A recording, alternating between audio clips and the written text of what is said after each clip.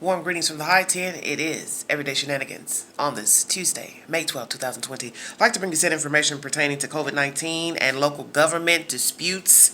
And This is by the Hill if you need verification for the storyline and was updated yesterday. Michigan sheriff said he won't enforce Whitmer'S stay-at-home order. Okay. A county sheriff in Michigan said Monday that his office will not enforce Governor Gretchen Whitmer's Democrat stay-at-home order intended to stop the spread of the coronavirus, which data shows has resulted in more than 47,000 cases in the state and more than 4,500 deaths. Shiawassee County Sheriff Brian Beagle said in a written statement that he decided to share his office's position on the governor's executive orders after receiving many calls from local residents and businesses on the matter, and especially since the Michigan legislature did not extend the state of the emergency beyond April 30th as required by law. The legality of that is a judicial branch determination, Beagle said, noting his office's responsibility to serve and protect the citizens of Shiawassee County and to ensure their rights as described in both state and federal constitution. With limited resources, staffing, and facilities, our priority focus will be on enforcing duly passed laws for the protection of Shiawassee County citizens. Hope I'm pronouncing that correctly. He added, I have decided within my authority that our office cannot and will not divert our primary resources and efforts towards enforcement of the Governor Whitmer's executive orders. My. The move comes about a week after two county sheriffs in Arizona said they would not enforce Governor Doug Ducey's Republican stay-at-home order, citing the Constitution, and days after a California sheriff said he would not enforce similar coronavirus measures in the state because it was time to get back opening up. Though the stay-at-home order in Michigan has previously been scheduled to end later this week, Whitmer extended it last week through late May in a bid to mitigate the spread of COVID-19. The directive extended the stay-at-home order until May 28th, but also eased restrictions placed on certain businesses. This is good news for our state, our businesses, and our working families, she said at the time. We're not out of the woods yet, but this is an important step for our Michigan Safe Start plan to reengage our economy safely and responsibly. Whitmer's extension came a day after Republicans brought a lawsuit against her for extending Michigan's state of emergency, which they argue cannot happen without approval from the state legislature. Oh, that's the sad information from the Hill. So this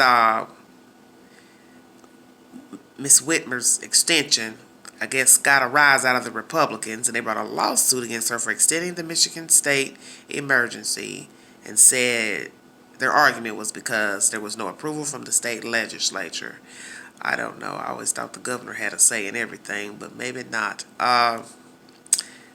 So, folks are raising hell in Michigan, and as we've seen lately, people running up there to the Capitol, blocking streets and hollering and screaming weeks ago about opening up businesses. But in the end, it is about livelihood, and of course, we all know we have to get the economy back up. I don't know why people keep mentioning that, because we already know that. It's just not something Americans do not know. You know, that's just common sense. It's the safety issue that is the problem. And it also noted Arizona, two sheriffs have defied orders out of that state, and won't be, I guess, raising hell or arresting people. It would be hard to arrest in most states anyway, because as this one sheriff has stated, they don't have the manpower to be telling people, hey, you can't go in there, hey, you can't have this business open. That's just common sense, okay? And I had already stated to you guys earlier, and even in my comments, that our country is not ran like China. China had the authority to lock down their country as far as testing and making people stay home, because they run on a different regime and antics and policy and forced by their police staff. It's not the same here. People here in the country, in America, are more combative. And like I said, how they do things in China, Russia, other said countries, third world countries, their government, their leadership, it's not like here in America. You can't get the people in America to do anything. You can't get them to comply with the damn order to stay at home. So you weren't going to be able to put a chip in their head, put a chip in their arm, put a chip in their phone to pay their bills only via direct deposit. Because some of you made all those type of comments about this being the last days, putting a chip in your head and your arm, and what did I tell you all? I don't know why you have to say these things. Americans are combative, some of them. And if they won't even go along with the order to stay at home, not patronize certain businesses opening despite what was rendered from the governor, how are you going to get Americans to take a vaccine and or do business only through their phone? No. I've said it.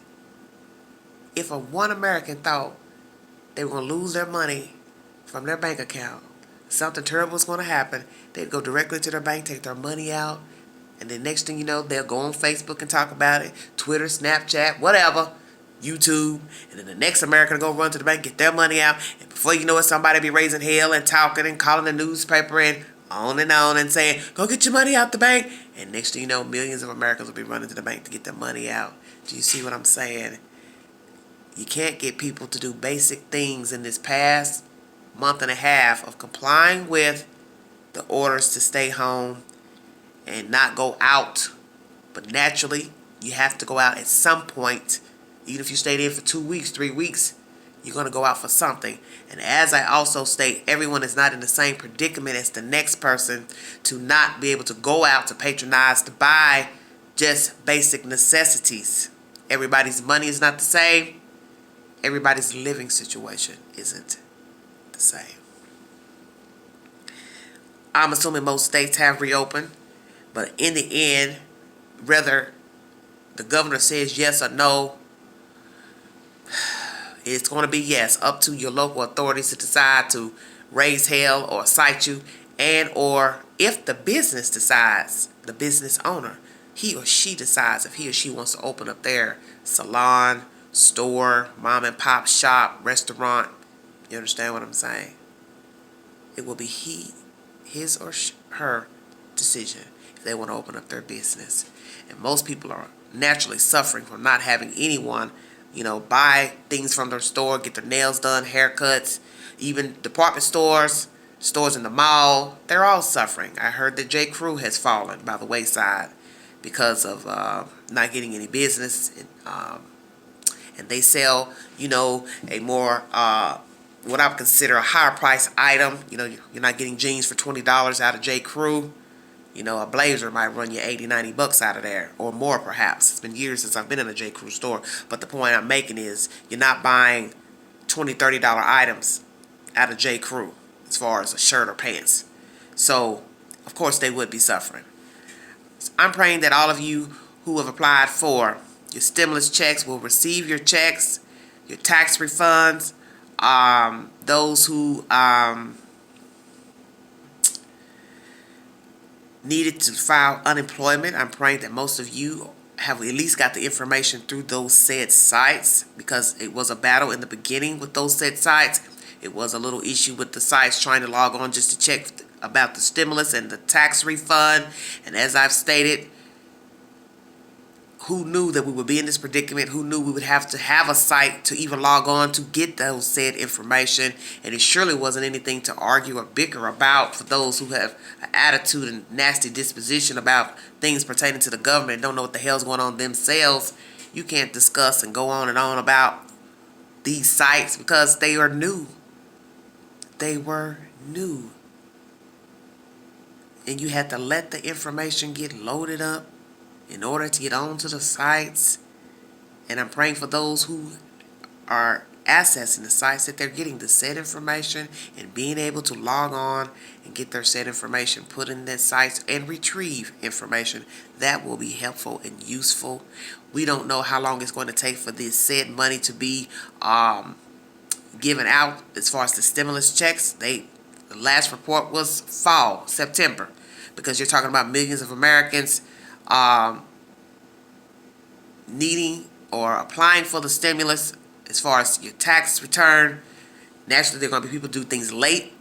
So that naturally would be an issue.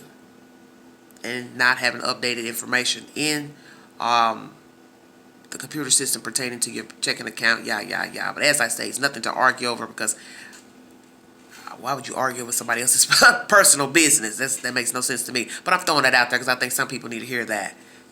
Some things are not your fight. I've learned that some things are not worth arguing and bickering over. This is modern day, and this system that they've upgraded or enacted rather would take time, because you're talking about millions of people accessing a site. Same with the unemployment office. They may have a site in their state, city, but common sense should tell you, when you got hundreds of thousands of people trying to log on at the same time, of course that would cause a problem. So what is that to argue about why it ain't working? Really? Somebody needs to explain that? Somebody needs to explain why it was an issue with the Get My Payment site on IRS.gov? Millions of people trying to call and get through. I'm just praying that people are getting through. I am praying that people got through. And I'm praying for everyone to get their said money. Either tax return, either stimulus check, or both. God bless America. Like, share, subscribe, drop your comments below. Mask up, glove up, stay safe. Put those said items in the appropriate receptacles. You all stay safe out there. Excuse me, slight yawn. God bless you. God bless all of you. And until the next update, this is Everyday Shenanigans. Bye-bye.